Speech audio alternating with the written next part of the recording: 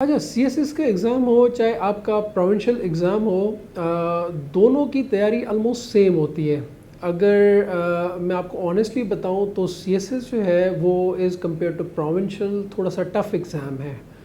Tough exam in the sense कि उसके syllabus और सब्जेक्ट्स देखें तो वो कंपैरेटिवली जो है वो ज़्यादा है, और इसमें जो है सीएसएस में ज़्यादा एफ़र्ट्स करनी पड़ती है। अब सीएसएस में देखिए, आप पाकिस्तान लेवल पे कॉम्पीट कर रहे हैं, आप फेडरल लेवल पे कॉम्पीट कर रहे हैं, तो उसका जो मयार है वो थोड़ा सा ज़्यादा है, बेहतर है, तो उसमें ज़्यादा एफ़र्ट्स करनी पड़ती है।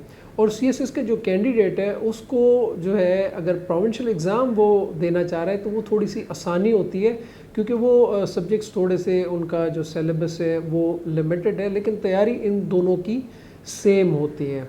क्योंकि इंग्लिश का सब्जेक्ट अगर देखा जाए, इंग्लिश ऐसे इंग्लिश कंपोजिशन, वो सीएसएस में भी है, आपके प्रोविंशियल एग्ज़ाम में भी है। और इसी तरह सब्जेक्ट्स भी आप वही चूज़ करें जो आपके सीएसएस में, वही आप प्रोविंशियल का कोई पीएमएस का, पीसीएस का एग्ज़ाम दे रहे हैं तो वही सेम जो है रखें।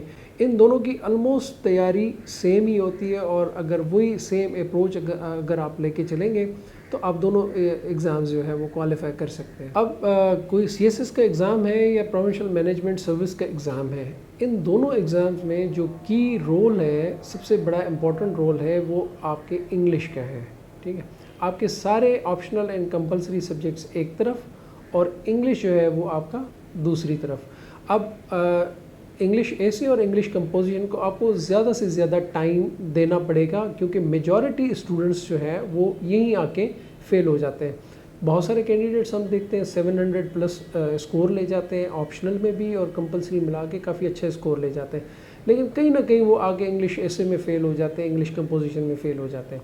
अब इंग्लिश में फ़ेल होने का रीज़न, जैसे मैंने आपको बताया कि you are a candidate of CSS and provincial exam, तो आपसे वो गलती की गुंजाइश जो है ना वो नहीं होनी चाहिए। अगर आपकी ग्रामेटिकल मिस्टेक्स हैं, अगर आपकी स्पेलिंग मिस्टेक्स हैं, तो वो आप चेकर जो है वो आपको उसमें अच्छा स्कोर नहीं देता, और बड़ी स्ट्रिक्ट चेकिंग करके वो उसमें आपको फ़ेल कर देता है।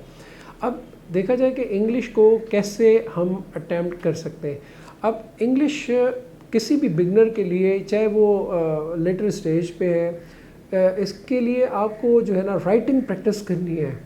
इसके लिए आप आर्टिकल्स पढ़ते रहें। डॉन अखबार जो है बहुत बड़ा सोर्स है, डॉन अखबार रोज़ाना पढ़ें, उसमें जो आर्टिकल्स आते हैं वो पढ़ के उसको अंडरस्टैंड करके आप उसको फिर अपनी राइटिंग में रीराइट करें, और किसी से चेकिंग लाजमी करवाएं। आपका जो चेकर होगा वो आपको आपकी मिस्टेक्स बताएगा, आपकी गलतियां बताएगा, और उन गलती को बेहतर कर सकते हैं। तो दूसरा तरीका ये है कि इंग्लिश के लिए आपको जो है ना वो ग्रामर की बुक्स जो है वो पढ़नी पड़ेंगी। जैसे हमारे टाइम में ग्रामर की बुक्स थी, rain and Martin high school English grammar, practical English grammar, इस तरह की जो बुक्स हैं, वो ग्रामर पे आप सबसे ज़्यादा फोकस करें और उसको जो है वो यूज़ करें। अब एक मिसकंसेप्शन है स्टूडेंट्स के अंदर कि अच्छी English means bombastic language, difficult words use करना। मैं आपको बता दूं, जितना आप सिंपल रहेंगे इंग्लिश में, उतनी आपके लिए आसानी होगी, उतनी चेकर के लिए आसानी होगी, उतनी आप उसमें अच्छे नंबर ले सकते हैं। अगर आप शो ऑफ करेंगे, आप डिफ़िकल्ट वर्ड्स यूज़ उसमें करेंगे, बम्बास्टिक लैंग्वेज यूज़ करेंगे, तो उसका कोई फ़ायदा नहीं है। उल्टा उसका इम्पैक्ट ये होगा कि आप रॉन्ग यूज़ कर जाएंगे वर्ड्स का, और फिर वहाँ पे कहीं ना कहीं आपको जो है वो पनिशमेंट मिल जाएगी। तो इंग्लिश आपकी सिंपल हो, कोई बम्बास्टिक या फ्लावरी लैंग्वेज नहीं चाहिए। इंग्लिश को बेहतर बनाने का तरीका यही कि जैसे मैंने आपको बताया कि डेली डॉन अखबार हो, उसके बाद जो है rain and Martin high school English grammar, और आप री राइटिंग करें। राइटिंग की प्रैक्टिस आपकी रोज़ाना 2 से 3 घंटे होने चाहिए। आप शॉर्ट एसेज अटैम्प्ट करें, शॉर्ट प्रेसीज अटैम्प्ट करें, और वो अटैम्प्ट करने के बाद किसी टीचर से आप चेक करवाएं, ताकि आपके जो फ्लॉज हैं, जो आपकी मिस्टेक्स हैं, वो आपको पता चल सके और आप उनको कवर कर सकें। इंग्लिश में बड़े बड़े सेंटेंसेस यूज़ करना भी एक बड़ी मिस्टेक होती है। स्टूडेंट्स समझते हैं कि अगर हम 4-5 लाइनों का एक कंटिन्यूस सेंटेंस लिखेंगे तो हमारे नंबर अच्छे आ जाएंगे। नहीं, आपके सेंटेंसेस जो है वो स्मॉल होने चाहिए।